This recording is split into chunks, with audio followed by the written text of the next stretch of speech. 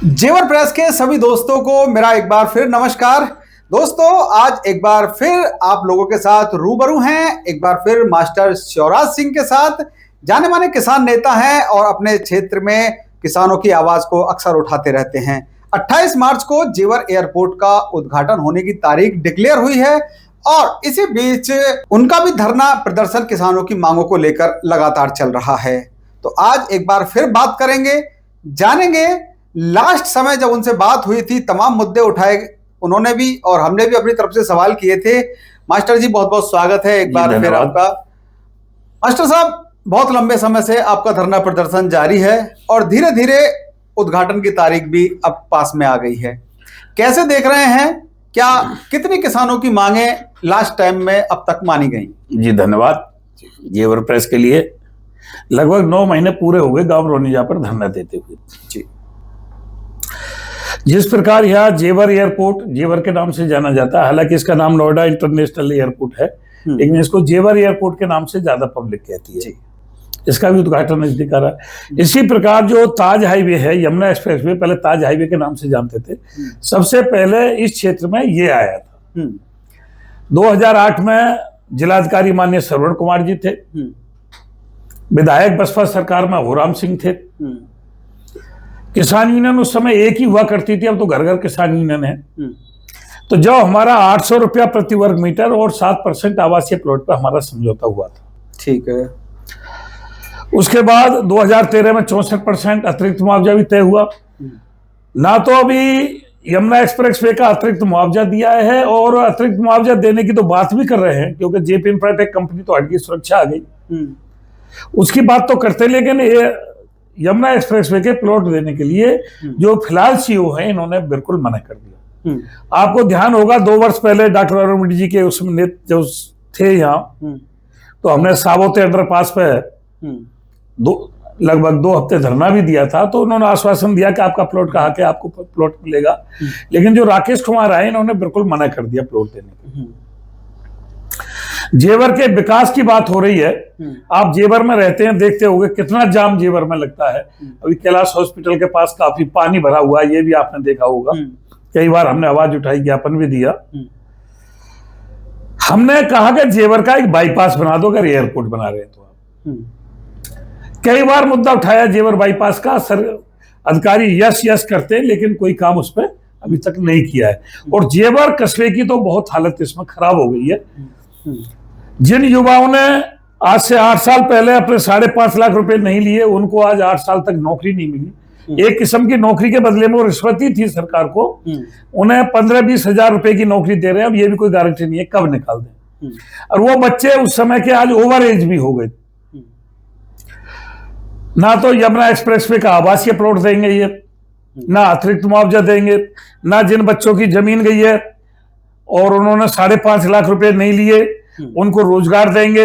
आबादियों का निस्तारण नहीं करेंगे। जिनकी 9, 10, 11 में जमीन चली गई, उन संपूर्ण जमीन अधिग्रहण हो गई, उनको भी किसी को रोजगार नहीं है। आबादी अधिग्रहण हो गई, आबादी नियमावली सपा सरकार में बन गई थी, उसका भी कहीं कोई आबादी नियमावली के हिसाब से ना कोई पुनर्ग्रहण पे ना अधिग्रहण पे कोई भी निस्तारण नहीं करते हैं। ये कहते हैं जेवर हरियाणा से मुकाबला कर रहा है। पहले हमारे बच्चे बल्लभगढ़ फरीदाबाद नौकरी करने जाते थे, दिल्ली नौकरी करने जाते थे। आज दुनिया यहाँ, अरे भाई जब आएगी जिन पूर्वजों की जमीन गई है वो तो किसी दूसरे लोक में चला जाएंगे, उधर स्वर्ग सिधार जाएंगे। आंख मरे पीछे पीछे क्या होता है।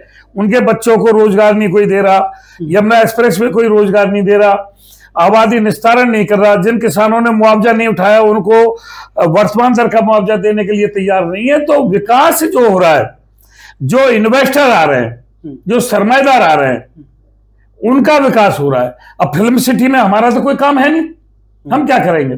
बाबा रामदेव का प्रोजेक्ट आया, आज तक एक बच्चे को रोजगार नहीं मिला, बहुत बड़ी जमीन बाबा रामदेव को दे दी। जेवर एयरपोर्ट में किसी बच्चे को रोजगार नहीं, फिल्म सिटी में किसी को रोजगार नहीं। तो जेवर का जो युवा है वो बहुत दुखी है। लेकिन मास्टर जी, आप लगातार आवाज उठा रहे हैं, किसानों की आवाज मैं देख रहा हूं मुख्य रूप से आपके द्वारा उठाई जा रही है, और भी कुछ लोग हैं जो किसानों के लिए सक्रिय हैं। फिर इन किसान संगठनों का फायदा क्या, जब इतने हाय हल्ला करने के बावजूद भी, अधिकारियों को ज्ञापन देने के बावजूद भी कोई निष्कर्ष निकल के सामने नहीं आता है? क्योंकि अधिकारियों से भी हमारी बात होती है, वो भी अपनी बात कह देते हैं। आप भी लगातार, अभी भी आपका धरना प्रदर्शन चल रहा है, तो फिर रिजल्ट ढाक के तीन पात क्यों? ढाक के तीन पात ये है कि निष्ठुर सरकार है। अभी तक हमसे यमुना विकास प्राधिकरण के सीईओ ने वार्ता सही ढंग से नहीं करी, एक भी वार्ता सही मूड से बैठ करके। जब ना जिलाधिकारी ने कोई वार्ता की, ना कमिश्नर ने कभी ये पूछा भाई आप क्यों बैठे हो, और जब कभी हम थोड़ा सा आगे रूप अपना धारण करते हैं तो पुलिस सामने आ जाती है, टकराव पुलिसों का किसान का होता है, किसान संगठन बदनाम होता है। इन सब चीजों को लेकर के भी पिछले महीने हमारी लखनऊ बहुत बड़ी पंचायत हुई थी जी। हालांकि हमको तो नहीं जाने दिया। भैंसावर जिले में चकबंदी को लेकर के 10 महीने से धरना चल रहा है, और हमारे गौतम नगर की 2 समस्याओं को लेकर के लखनऊ में हमारा जो वृंदावन पार्क है, वृंदावन गेट पीजीआई के सामने, वहां बहुत बड़ी पंचायत हुई। हमसे कहा ओएसडी साहब से वार्ता कराएंगे, तो उस समय हमको जो जनता दरबार ले जाते हैं उसमें ले जाकर के बिठा दिया। ठीक, जब हम यहाँ से गए हमने मना कर दिया, हम जनता दरबार के लिए नहीं आए, हम माननीय चौहान साहब से जो मुख्य ओएसडी है उनसे वार्ता करेंगे। तो 1 हफ्ते बाद का फिर समय दिया, फिर हम चौहान साहब से जो नरेंद्र कुमार सिंह चौहान है उनसे हमारी बैठ के वार्ता हुई। उन्होंने अपना पत्र भी भेजा, माननीय मेरठ मंडल कमिश्नर को भेजा, अथॉरिटी को भेजा, जिलाधिकारी को भेजा, एसडीएम जेवर को भेजा, उनका पत्र आ भी गया है। 15 तारीख तक के लिए समय मांगा जवाब देने का, लेकिन उन्होंने अभी उचित जवाब उसका नहीं बनाया, और ये सोच रहे हैं कि इसका गोलमोल जवाब लखनऊ कैसे भेजा जाए। हम आपको बता रहे हैं अगर ये गोलमोल करके जवाब भी भेज देते हैं तो हम लखनऊ फिर या तो मुख्यमंत्री जी से मिले या फिर चौहान साहब से जो मुख्यमंत्री जी के ओएसडी है उनसे फिर समय लेंगे, और इनकी सारी हरकतों का उनको फिर संज्ञान में लाएंगे। भाई किसान नेता क्या कर सकता है, या तो यहाँ जमीन पर आंदोलन करेगा या जो लखनऊ में बैठी सरकार है उससे बात करेगा। हालांकि हमारी सारी मांग माननीय मुख्यमंत्री जी तक पहुंच गई है, और ओएसडी साहब बता रहे थे चौहान साहब के, मैंने सारा ज्ञापन मुख्यमंत्री जी को पढ़ के सुनाया, और मुख्यमंत्री जी ने कहा कि इनकी सारी मांग जायज है, सही है, होनी चाहिए। जब मुख्यमंत्री जी कह रहे हैं तो बात कहाँ रुक रही है ये समझ में नहीं आ रहा। नहीं, आप दरअसल जो हमारे विधायक हैं इस वक्त ठाकुर धीरेन्द्र सिंह, उनको लेकर भी आप में थोड़ी सी मुझे लगता है कि नाराजगी रहती है, लेकिन अभी कुछ दिन पहले आपकी उनसे मीटिंग हुई है, उन्होंने बड़े अच्छे से अपनी सोशल मीडिया हैंडल पे पोस्ट डाली है और आपके बारे में भी अच्छा लिखा है, तो क्या आपकी उनसे वार्ता नहीं हो पाती इन तमाम मुद्दों को लेकर? वही मैं बता रहा हूँ, कबरा खड़ा बाजार में मांगे सबकी खैर, ना काहू से दोस्ती ना काहू से बैर। मैंने लगभग आज से 22 साल पहले घर से संन्यास ले लिया जी, और किसानों के लिए लगातार काम कर रहा हूं, और मुझे अपने मुंह से नहीं कहना चाहिए, आज तक मेरे दामन पर जो किसान नेताओं पर छींटा कसी हुई है कोई आज तक दाग नहीं है। अगर विधायक जी किसानों की बात करते हैं तो हम किसानों विधायक जी की जय जयकार करते हैं, और विधायक जी कहीं हमें गोल गोल टरकाने की बात करते हैं तो हम उनसे नाराजगी जाहिर करते हैं। अभी विधायक जी घर पे आए, चाय पे बैठ के चर्चा हुई और हमने उनको सारी बातों से अवगत कराया। जिनकी हमारे पास 7% जो यमुना एक्सप्रेसवे का आवासीय प्लाट है उसके साक्ष्य मौजूद हैं, हमने प्राधिकरण में भी दे दिए और आपके ओएसडी मोजम को दे दिए। आपको चाहिए तो आप ले लो, चूंकि आपकी पकड़ सीधी मुख्यमंत्री जी से और ओएसडी से है, हम संगठन के माध्यम से वहां प्रयास कर रहे हैं। अगर आप माननीय मुख्यमंत्री जी को सही ढंग से गाइड कर दें कि भाई ये किसानों की जो जेवर एयरपोर्ट के किसान हैं उनकी नौकरी की, या अपना एक्सप्रेसवे के आवासीय प्लॉट की, आबादी निस्तारण की, युवाओं के रोजगार की, जिन किसानों ने मुआवजा नहीं उठाया उनकी, जेवर जाम की, जेवर बाईपास की, जो भी समस्या तो बहुत है। अगर आप अपने हिसाब से बताएंगे मुख्यमंत्री जी से कि मेरे यहाँ 10 महीने से धरना चल रहा है और वो यहाँ के अधिकारी नहीं सुन रहे हैं, ब्यूरोक्रेसी बहुत ज्यादा हावी हो गई है, जबकि माननीय मुख्यमंत्री जी कई बार दादरी से कह गए थे, आपने सुना होगा मन से, कि सर्किल रेट बढ़ना चाहिए, मुआवजा बढ़ना चाहिए। महंगाई की दर के हिसाब से मुआवजा भी नहीं बढ़ा रहे। आज वो 4300 का मुआवजा बहुत छोटा लगने लगा है, जमीनों के रेट बहुत हो गए और ये 4300 का रहे हैं, जबकि 4500 मुख्यमंत्री जी ने कहा था। लेकिन चलो 200 रुपए घटा दिए, कोई बात नहीं, लेकिन आज तो 4300 बहुत थोड़ा लग रहा है।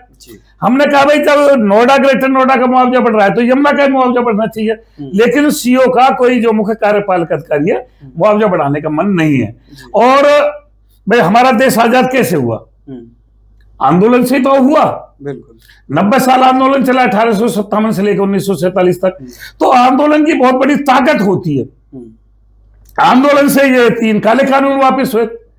अब यूजीसी है, उसमें बहुत बड़ा आंदोलन चल रहा है। हाँ, यूजीसी पे भी मैं बहुत बड़ा आंदोलन चल रहा है। आप कैसे देखते हैं यूजीसी को? हमने एपी सिंह एडवोकेट को किया है सुप्रीम कोर्ट में, हम अपना बात रख रहे हैं एपी सिंह एडवोकेट के द्वारा। यूजीसी के, हाँ, भारतीय किसान लोक शक्ति सुप्रीम कोर्ट पे अपीयर है, संगठन की तरफ से बहुत बड़े वकील है एपी सिंह, आपने नाम सुना होगा, जो सीमा हैदर का केस भी लड़ रहे हैं, उनको हमने खड़ा किया यूजीसी को रोल बैक करने के लिए।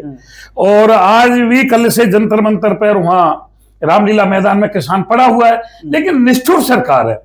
वो कहते हैं कि वोट योगी मोदी के नाम पे मिल जाती है, वोट योगी मोदी के नाम पे मिल जाते हैं, ये इनको अहम हो गया है। शायद आने वाले 27 में और 29 में सरकार अब क्या इनको बता देगी कि खाली योगी मोदी के नाम पे वोट मिलती है या काम के नाम पे वोट मिलती है। भाई इन्होंने पहले हिंदू मुस्लिम पे वोट लिया, आज इन्होंने हिंदुओं को बांटने का काम किया। सुप्रीम कोर्ट कह रहा है तुम तो बहुत पीछे जा रहे हो, आज जातिवाद खत्म होना चाहिए या तुम पूरे देश को जातियों में बांट दोगे, जातियों में झगड़ा करा दोगे। भाई हम गुजर बिरादरी हुई, यादव बिरादरी हुई, जाट बिरादरी हुई, जितनी भी हैं ये ओबीसी वर्ग में आते हैं, हम एक साथ खाते हैं, एक साथ पीते हैं, एक घड़े का पानी पीते हैं, एक साथ बैठ के हुक्का पानी करते हैं, एक दावत में जाते हैं, हमें कोई विरोधाभास ही नहीं है। लेकिन ये यूजी जैसे कानून ला करके हिंदुओं में भी लड़ाने का काम कर रहे हैं, तो ये सरकार की छोटी सोच है, ये वोट की राजनीति कर रहे हैं। वोट की राजनीति ज्यादा दिन नहीं चलती, काम करना पड़ेगा इनको। और हमारा धरना चल रहा है, भाई या तो उठा करके हमें जेल भेज दो, और नहीं तो हम तो वार पार की लड़ाई पे बैठ गए। भाई या तो मरेंगे, मारना तो हमारे बस की किसी को है नहीं, लेकिन मरने के लिए हम तैयार है, जेल जाने के लिए हम तैयार है, लेकिन किसानों की मांगों से समझौता किसी भी कीमत पर, समझौतावादी आंदोलन नहीं है ये। कुछ संगठन है समझौतावादी आंदोलन करते हैं, अधिकारियों से बात हो गई कि हम इतना करेंगे तुम इतना कर देना, हम ऐसे करेंगे तुम वार्ता बुला लेना, बात खत्म हो जाएगी। ये वो आंदोलन नहीं है, अब वार पार की लड़ाई है। अच्छा मास्टर जी, आपने बड़ी पंचायत की थी, तमाम संगठनों ने आपका साथ दिया था, फिर नेक्स्ट टाइम में ऐसा क्या हुआ जो संगठनों ने बाइकआउट कर लिया? वो अंदर की बात तो तुम भी जानते होगे, हमने तो सबका खूब स्वागत किया। यहाँ एक एसडीएम थे जेवर में, वो बहुत जादू की पुड़िया छोड़ते थे, एक वो ऑथोरिटी में बैठे हैं वो एसडी, वो बहुत जादू की पुड़िया छोड़ते हैं। उन दोनों की जादू की पुड़िया सारे संगठनों पर चल गई। मुझे ऐसा पहले भी था, मैंने भाई आए हो तो बंद के रहना, और भाई आगे तुम्हारी मर्जी, तुम स्वतंत्र हो, हमने तो अपने बल पर आंदोलन उठाया और अपने बल पर लड़ेंगे। जो आएगा फिर भी आगे उनका स्वागत है, और नहीं आएगा तो कोई बात नहीं। अपने मैं ये कहता हूं मेरे मंच पे ना आए, लेकिन आज किसानों को जरूरत है, किसानों की बहुत सारी समस्या लंबित है, जो भी संगठन बनाए वो आवाज उठाए। मैंने अभी एक सोशल मीडिया पे बोला था कि कहां रहते हो, दूधपुर में, क्या दूध तो बहुत पीते होगे, क्या जी होता ही नहीं, तो फिर दूधपुर में रहना बेकार है, दूधपुर में रह के दूध नहीं हुआ। तो हमने किसी से पूछा भैया क्या करते हो, क्या जी किसान राजनीति करता हूं। क्या हो कि राष्ट्रीय अध्यक्ष हूं। कितने ज्ञापन दिए, कि जी एक भी ज्ञापन नहीं दिया। कितनी आवाज उठाई है, कि कुछ नहीं, कि फिर क्या करते हो, कि स्थापना दिवस मनाता हूं और राजनेताओं के इशारे पे चलता हूं, अधिकारियों के इशारे पे चलता हूं। तो ऐसा किसान संगठन का नाम धरना है किसानों के लिए कलंक है। अगर हम बाबाजी हुए हैं तो भजन तपस्या तो हमें करनी पड़ेगी, परमात्मा का नाम तो लेना पड़ेगा, नहीं तो बाबाजी होना बेकार है। अच्छा मास्टर जी, एक आरोप तो आपके लिए भी सुना। हाँ बोलो। अभी कुछ समय पहले वो यूनिवर्सिटी बन रही थी, उसके पानी दोहन को लेके आपने खूब जोर शोर से आवाज उठाई थी, लेकिन वो पानी का दोहन आज भी हो रहा है और वो आवाज शांत हो गई। मैंने ये बात किसी से बोली थी, तब उसने सामने से मुझसे कहा था कि आप इस बारे में मास्टर जी से पूछना। नहीं, जल दोहन पहले हम जब छोटे थे, पहले कुआं से पानी खिंचता था, अगर आदमी थोड़ा पानी ज्यादा यूज कर लेता था तो कहते थे भाई परमात्मा के यहां जाकर के हिसाब करना पड़ेगा। सही बात। जल को कोई दोहन करता है तो मुझे तो लगता है कि परमात्मा तो उसे माफ नहीं करेगा जी। मेरा कुछ नहीं, आज हमारे यहाँ 15 से 20 फुट जल स्तर घट गया है, और एक जेडीएम यूनिवर्सिटी नहीं, सारी यूनिवर्सिटी जल दोहन हमारे यहाँ कर रही है, 3-3 मंजिल बेसमेंट बना रही है और जल को तोड़ने में लग रही है और उस जल को ऐसे बर्बाद कर रही है। लेकिन माननीय मुख्यमंत्री जी तक इनके साथ खड़े हैं कि भाई हम इन्वेस्टर ला रहे हैं, हम इन्वेस्टर ला रहे हैं, किसान यूनियन इनको परेशान करती है, हम परेशान नहीं करने देंगे, पूरा प्रशासन इनके साथ खड़ा है। मैंने मुख्यमंत्री पोर्टल पे भी और जो इनका जल संरक्षण का विभाग होता है उसको भी, यहाँ माननीय जिलाधिकारी को भी, एसडीएम को भी, अथॉरिटियों में भी कई पत्र लिख के दे दिए। प्रशासन इस तरफ काम करने को तैयार नहीं है। और मैं यूनिवर्सिटी पे इसलिए नहीं जाता कि आजकल किसान नेताओं पर बहुत जल्दी लांछन लग जाते हैं, इसलिए मैं यूनिवर्सिटी पर नहीं गया। मैंने तो प्रशासन से कह रहा हूं, मैं आज भी आपके माध्यम से कह रहा हूं, यह बिल्कुल गलत जल दोहन हो रहा है, इसकी तरफ प्रशासन को ध्यान देना चाहिए जी। अच्छा मास्टर जी, आकलपुर म्याना साइड में अभी एक सुनने में आई है, सुबह ही मेरे पास एक कॉल आई थी समस्या को लेकर कि एक मुद्दा वहां पर उन्होंने वो रखा है स्टेप कि 4300 रुपए का मुआवजा ले लीजिए, या फिर आप 7% का अगर प्लॉट लेते हैं तो आपको 3800 कुछ रुपए का मुआवजा मिलेगा। कैसे देखते हैं आप, क्या वाकई में उनके लिए अच्छा रखा गया है फिर, या इनके साथ पक्षपात हुआ है? नहीं, डिफरेंट तो ये रखते हैं जो प्लॉट लेता है, लेकिन प्लॉट लेने वाले किसान को फायदा है, भले ही वो 3800 में दे रहे हैं। 4300 से 3800 वाला मुआवजा सही है, लेकिन हमने ये कहा प्राधिकरण से कि जेवर का किसान लुट गया है।